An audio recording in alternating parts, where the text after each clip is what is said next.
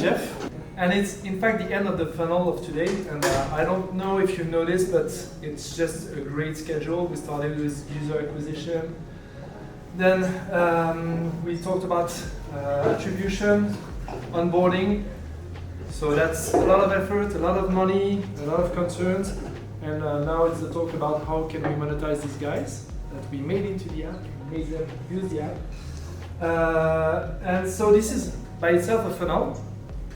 And now we're going to think about this subscription funnel. This is what we do at Purchasely, the company that I'm co-founder of, and that we started 3 years ago. Purchasely is a platform that helps you build and launch different subscription offers for your customers based on some criteria. It can be demographic, you can do A/B testing of copy, of design of paywall, but also pricing on specific geographics, and everything can be done without a single line of code, remotely by growth marketers, so you don't have to bother with app publication, with asking your developers to do anything. It's just out of your hand after a quick setup that we do with your tech teams. Ending the advertising part.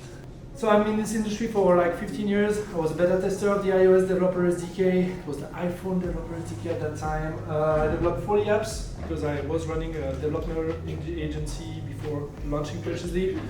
And this was by seeing how hard it was to do subscription all the time for different customers like Eurosports, 24 Hours of Le Mans, Le Mans, etc. And I thought like, it's really a pain in the apps, we need to sort that out, and this is how I ended up funding Purchasely. And so today we're going to talk about the subscription funnel. But what is a subscription funnel? There's no one subscription funnel, there's a lot of them.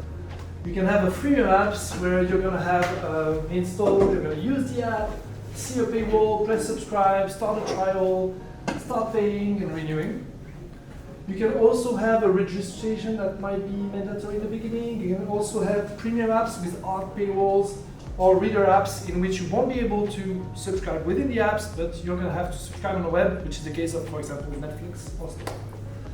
So we're not going to speak about all of them. I chose to focus on one that I hope is going to be the one that matches your needs today, which is this one, the one that I described at the very beginning. Install, you use the app, you have a freemium application, you will start a trial at some point and become a paid subscriber.